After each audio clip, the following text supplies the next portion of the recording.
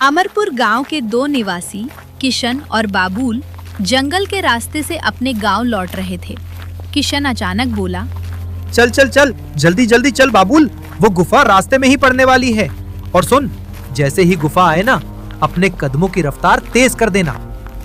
अरे क्या कहूँ तुझको भी, मैं सबने कहा था कि दूसरे रास्ते से जाओ, दूसरे रास्ते से जाओ, पर तू माना ही नहीं। पता नहीं क्या कहूँ तुझे, जल्दी जल्दी चल। ये सुनकर बाबुल हंसने लगा। क्यों भाई, क्या अंदर से दुखी हो रही है क्या? डर लग रहा है क्या? बकवास मत कर किशन। अरे मैं भी वैसे तो काफी समय से सुनता आ रहा हूँ कि उस गुफा में चांदी का मोर रहता है जो सामने आकर सवाल पूछता है। अरे धत, अरे मूर्ख, चांदी का मोर हो या साधारण, कभी भी मनुष्य की आवाज में बात कर सकता है क्या? नहीं ना। बाबुल इतना कह ही रहा था कि किशन घबरा उठा। गुफा आ गई, जल्दी जल्दी चल, अरे जल्दी जल्दी चल बाबुल, चल चल चल चल चल। किशन बाबुल का हाथ पकड़कर लगभग भागने लगा, लेकिन अगले ही पल गुफा से चांदी की किरणें फूटी और वहां एक चांदी का मोर प्रकट हुआ। चांदी के मोर को देखकर दोनों डर गए। तू तो बिल्कुल ठीक कह रहा था रे किशन, यहाँ तो सच में चांदी का मोर रहता है। हे भगवान। मैं जानता हूँ कि तुम दोनों यहाँ से तेजी से भाग रहे थे, लेकिन चाहे जितना भी तेजी से भागो, मुझसे नहीं भाग सकते। जब तक मेरे सवाल का उत्तर नहीं दोगे, यहाँ से नहीं जा पाओगे। देखो, हमें जाने दो चांदी के मोर। हमने सुना है कि जिस किसी से भी तुम सवाल पूछते हो, वो अगर उत्तर नहीं दे पाया तो हमेशा के लिए गायब हो जाता है। हमें जाने दो। बगैर उत्तर दिए तुम दोनों तो यहाँ से नहीं जा सकते। चलो, अब मेरा सवाल सुनो। सच्चा मित्र क्या है, जो आसानी से मिल जाए या जो मुश्किल से मिले? किशन गहरी सोच में डूब गया। वही जो आसानी से मिल जाए। मित्र तो हर बाजार में मिल जाते हैं, जो दिखे वही मित्र है। हाँ हाँ, किशन बिल्कुल सही कह रहा है। तुमने दिया है गलत उत्तर। इतना कहते ही चांदी के मोर की आंखों से चांदी की किरणें निकली, जो किशन और बाबुल पर पड़ी और दोनों गुफा में गिरकर चांदी की रोशनी के साथ गायब हो गए। अगले दिन किशन और बाबुल के गायब होने की खबर पूरे गांव में फैल गई। गांव की चौपाल पर चर्चा होने लगी। गांव वालों, किशन और बाबुल ने जो गलती की वो तुम मत करना। अब से कभी भी जंगल में उस गुफा वाले रास्ते से मत जाना। वो चांदी का मोर तुमसे भी सवाल पूछेगा और अगर गलत उत्तर दोगे तो तुम गायब हो जाओगे। हाँ, सही कह रहे हैं सरपंच जी। तभी अमरपुर के बड़े जमींदार धनेश का पुत्र प्रदीप वहां आ पहुंचा और सबका मजाक उड़ाने लगा। सही बताऊं, तुम सब लोग ना एक नंबर के डरपोक हो। देखो, सीधी बात है, मैं तो उसी गुफा वाले रास्ते से जंगल जाऊंगा। अगर वहां चांदी का मोर मेरे सामने आ गया तो अपनी तलवार से उसके 2 टुकड़े कर दूंगा। बड़ा आया, सवाल पूछना ही भूल जाएगा मेरे सामने। इतना कहकर प्रदीप चला गया। बड़ा आया यहाँ खड़े होकर बड़ी बड़ी बातें करेगा और अंदर जाकर अपने पिता की हवेली में मुंह छिपा लेगा। ये तो जंगल जाता ही नहीं है, बस गांव वालों का मजाक उड़ाने चला आता है, बेवकूफ। बिल्कुल सही कह रहे हैं, ऐसे लोगों को बस गांव वालों को तंग करना आता है। थोड़ी देर बाद सभा खत्म हुई और सभी लोग अपने अपने घर चले गए।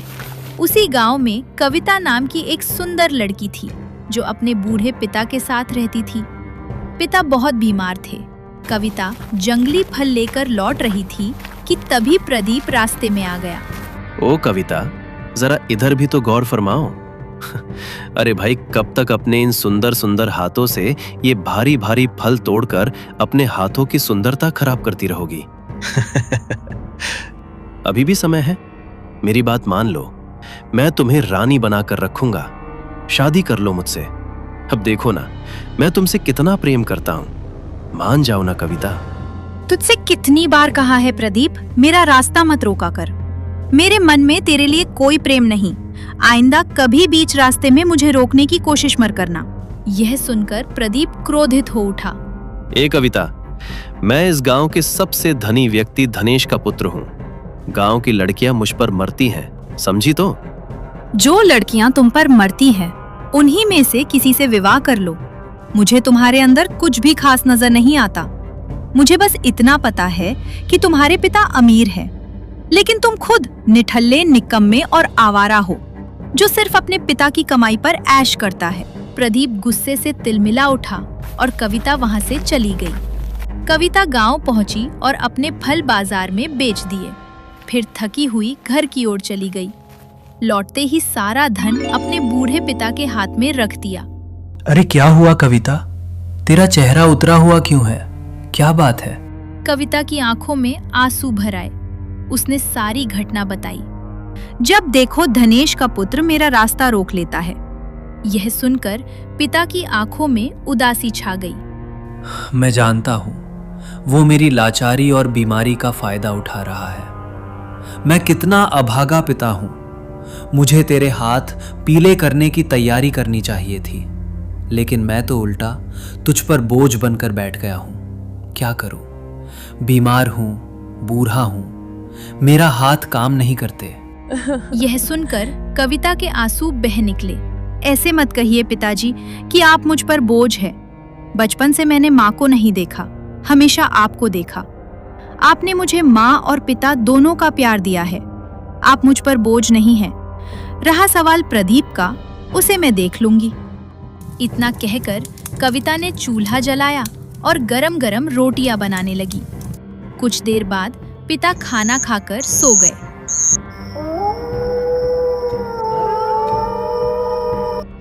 अगले दिन सुबह पिता ने कविता से कहा, कविता, आजकल उस गुफा की चर्चा बहुत चल रही है।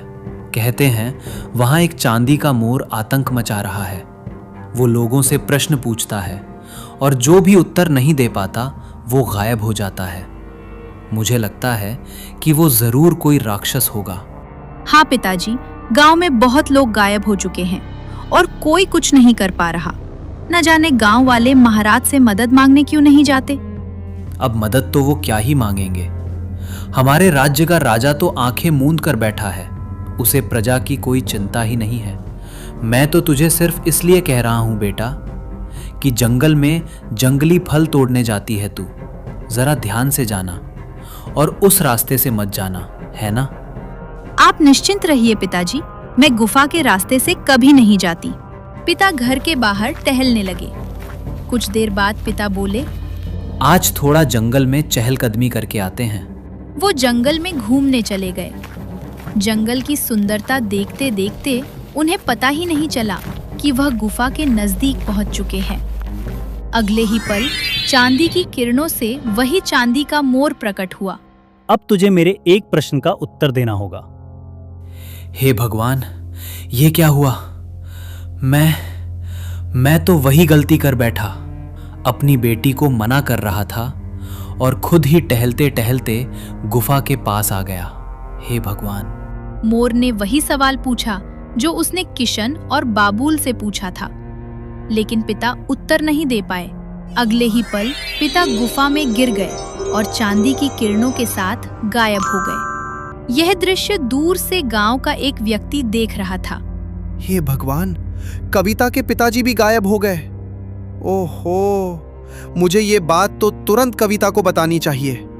वो व्यक्ति दौड़ता हुआ कविता को ढूंढने लगा। शाम को जब कविता घर लौटी तो उसके पिता घर पर नहीं थे। तभी वो व्यक्ति वहां पहुंचा।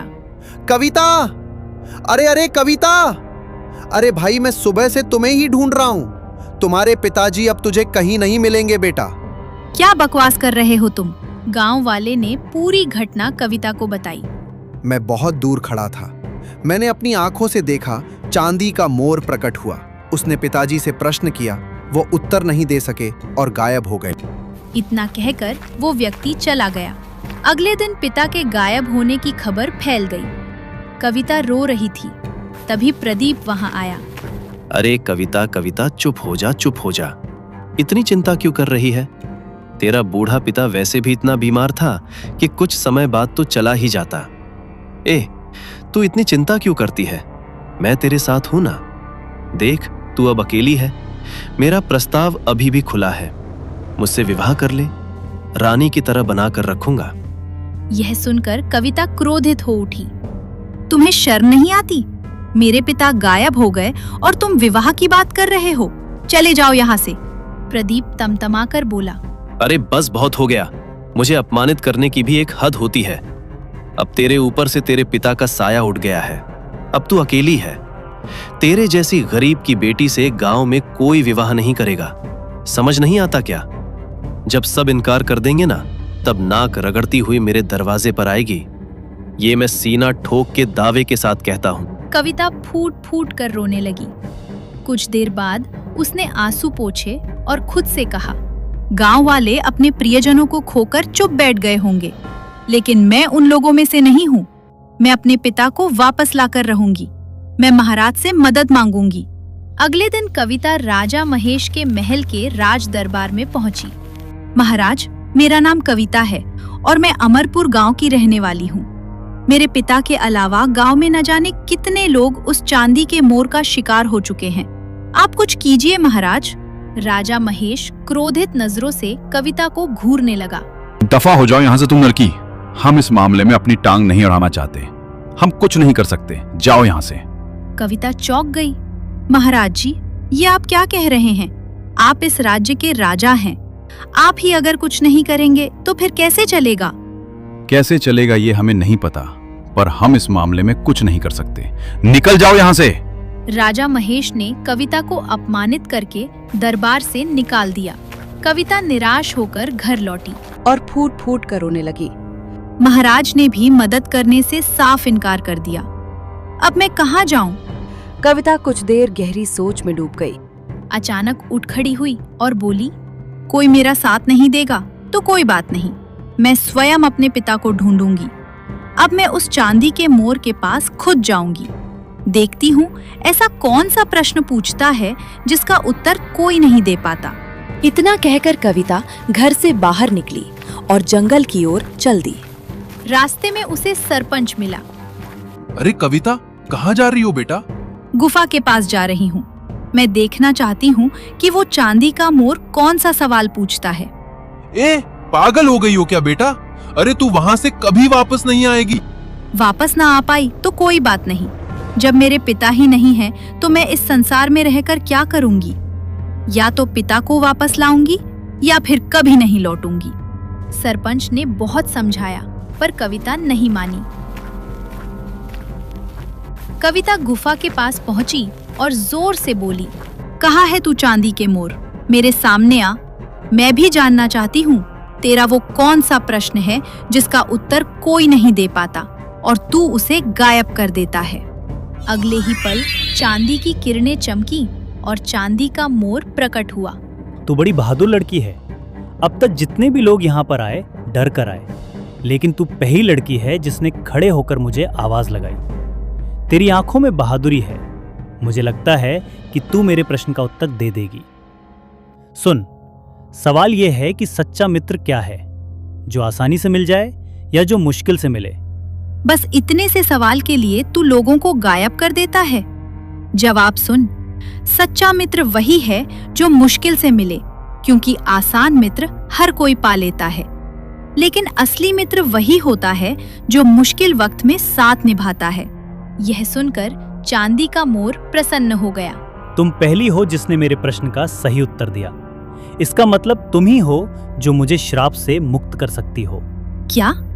मैं तुम्हें श्राप से मुक्त कर सकती हूँ? इसका क्या मतलब? सुनो, मैं चांदी का मोर नहीं, बल्कि मैं कौन हूँ ये मैं अभी नहीं बता सकता, लेकिन तुम मुझे श्राप से मुक्त कर सकती हो।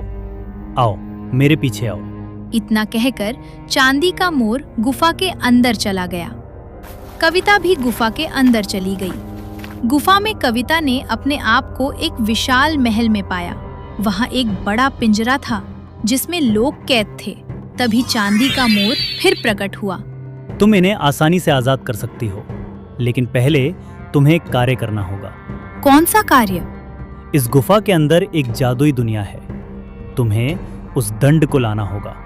उस जादुई दंड का रहस्य क्या है? वो दंड जिस भी राजा या राजकुमार के पास होगा उसे कोई नहीं हरा सकेगा। सही उत्तर दिया तो वो तुमसे एक कार्य करवाएगा, और कार्य पूरा हुआ तो दंड तुम्हें मिल जाएगा। कविता गहरी सोच में डूब गई। इन लोगों को आजाद करने के लिए मैं कुछ भी कर सकती हूँ। कविता महल से बाहर निकली और दंड वाली दूसरी गुफा के अंदर प्रवेश कर गई। जैसे ही कविता ने दंड को स्पर्श करने का प्रयास किया, दंड बोला, मैं एक मायावी दंड हूँ। मुझे स्पर्श करने से पहले तुम्हें मेरे एक प्रश्न का उत्तर देना होगा, परंतु याद रखना, गलत उत्तर तुम्हें श्रापित कर देगा। सच्ची शक्ति किसे मिलनी चाहिए? जिसे उसकी लालसा हो या जिसे इसकी जरूरत हो? कविता ने सोच कर कहा, सच्ची शक्ति उसी को मिलनी चाहिए जिसे इसकी लालसा नहीं लेकिन जरूरत हो। कुछ देर के लिए सन्नाटा छा गया। तुमने बिल्कुल सही उत्तर दिया, लेकिन मुझे प्राप्त करने से पहले तुम्हें एक कार्य और होगा। तुम मुझे इस तरह से स्पर्श नहीं कर सकती। तो फिर बताओ, मुझे क्या करना होगा? इस जंगल में एक ब्लू वृक्ष है। तुम्हें उस ब्लू वृक्ष से अनुमति लेनी होगी, तभी तुम मुझे छू सकती हो। कविता दूसरी गुफा से बाहर आई और ब्लू वृक्ष तलाशने लगी। कविता ब्लू वृक्ष के पास पहुंची ही थी कि तभी वृक्ष बोला, कौन हो तुम? कविता ने पूरी घटना ब्लू वृक्ष को बताई। वृक्ष से एक ब्लू पत्ता नीचे गिरा। इस पत्ते को स्पर्श करो, अगर तुम्हें कुछ नहीं हुआ तो तुम दंड प्राप्त कर सकती हो। ये दिव्य पत्ता तुम्हारी जांच करेगा कि तुम्हारा मन शुद्ध है या नहीं, और तुम्हारा भविष्य भी देखकर बताएगा कि तुम दंड पाने के योग्य हो या नहीं। कविता चौंक गई। उसने पत्ते को स्पर्श किया पर कुछ नहीं हुआ। तुम्हारा मन शुद्ध है और इस पत्ते ने तुम्हारा भविष्य देख लिया। तुम्हारा विवाह एक राजकुमार से होगा और वो राजकुमार भी तुम्हारी तरह शुद्ध मन का होगा। अब तुम दंड को हाथ लगा सकती हो। कविता शांति से दूसरी गुफा की ओर दौड़ी और दंड पकड़ लिया। कविता तुरंत दंड लेकर पहली गुफा के महल पहुंच गई। चांदी का मोर चौंक गया। वाह वाह वाह वाह, तुमने तो वास्तव में दंड प्राप्त कर लिया। तुम कोई साधारण स्त्री नहीं। अब तुम्हें एक और महत्वपूर्ण कार्य करना है। तो फिर बताओ, मुझे क्या करना होगा? इस दंड से मेरे शरीर पर स्पर्श कर दो। ये तुम क्या कह रहे हो? ये सही कह रहा है। इस पर स्पर्श करो, तभी ये श्राप से मुक्त होगा। कविता ने तुरंत दंड उठाया और चांदी के मोर के शरीर पर स्पर्श कर दिया। चांदी का मोर चांदी की किरणों से एक सुंदर राजकुमार में बदल गया। हाँ कविता, मैं एक राजकुमार हूँ। कविता चौंक गई। राजकुमार की आंखों में क्रोध झलकने लगा। राजकुमार राहुल ने अपनी कहानी सुनाई। ये सब मेरे मंत्री की वजह से हुआ। जो इस समय राज्य का राजा बनकर बैठा है वो मेरा ही मंत्री है। उसने चतुराई से मुझे श्रापित करवाया और मेरे राज्य पर कब्जा कर लिया। ये तुम क्या कह रहे हो? ये बात कुछ समय पहले की है। राहुल अपने महल के बगीचे में टहल रहा था। तभी उसका मंत्री राजू वहां आ पहुंचा। राजकुमार राहुल, देखिए, मुझे एक बात पता लगी है। हमारे अमरपुर गांव के निकट एक गुफा है जिसके अंदर एक मायावी संसार है। राजकुमार राहुल के मन में लालच जाग उठा। ओह, अगर ऐसा है तो चलो मेरे साथ, चलो। राजकुमार राहुल के मन में लालच जाग उठा। राहुल गुफा के अंदर चला गया। इसका मतलब मंत्री सही कह रहा था, तो वो दूसरी गुफा भी यही कहीं होगी। राजकुमार राहुल महल से बाहर निकला और दूसरी गुफा के पास पहुंचा। जैसे ही उसने दंड को हाथ लगाया, मुझे स्पर्श करने से पहले तुम्हें मेरे एक प्रश्न का उत्तर देना होगा। हाँ ठीक है, पूछो अपना प्रश्न। दंड ने अपना प्रश्न पूछा। राहुल ने गलत उत्तर दिया। तुमने गलत उत्तर दिया। अब से तुम श्रापित हो गए। राजकुमार राहुल एक चांदी के मोर में परिवर्तित हो गया। अब तुम तब तक श्राप से मुक्त नहीं हो सकते जब तक कोई सच्चा मनुष्य मुझे प्राप्त नहीं कर लेता और इस दंड से तुम्हारी मुक्ति नहीं कर देता। वो चुपचाप गुफा से बाहर आया और महल में लौट आया। मैं उसके प्रश्न का उत्तर नहीं दे पाया और मैं श्रापित हो गया। मैं जानता था कि तू श्रापित हो जाएगा राजकुमार। ओहो, ये तो तेरे साथ बहुत अच्छा हुआ। अब तू हमेशा इस चांदी के मोर के रूप में भटकते रहेगा और मैं बन जाऊंगा इस राज्य का राजा। राजकुमार राहुल ने तुरंत कविता की मांग भर दी। लो, अब से तुम मेरी पत्नी हो। कविता ने दंड उसके हाथों में दी। उसे कुछ नहीं हुआ। मैंने तुझे चुन लिया। अब से यह दंड केवल तुम दोनों के पास। राजकुमार राहुल ने पिंजरे खोल दिए। चलो, लेकिन अब हम बाहर कैसे जाएं? अपनी आंख बंद करो और सोचो कि तुम सब गुफा के बाहर खड़े हो। तुम स्वयं को गुफा के बाहर पाओगे। सबने अपनी आंखें बंद की और गुफा के बाहर प्रकट हो गए।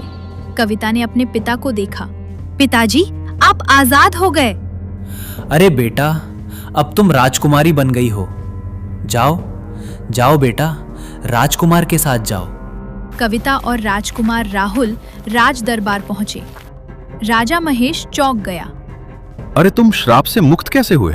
राजकुमार राहुल ने सारी घटना सुनाई और दंड से राजा महेश को जलाकर राख कर दिया। कुछ दिनों बाद राजकुमार राहुल और कविता अमरपुर गांव पहुंचे। प्रदीप पकड़ा हुआ लाया गया। वो डरते हुए कविता को देखने लगा। घबराओ मत, मैं तुम्हें नुकसान नहीं पहुंचाऊंगी। बस ये दिखाना चाहती हूँ कि तुमने कहा था कि कोई मुझसे विवाह नहीं करेगा, लेकिन आज मेरा विवाह राजकुमार से हुआ है। अब मैं राजकुमारी हूँ और तुम वैसे के वैसे ही हो। दफा हो जाओ यहाँ से।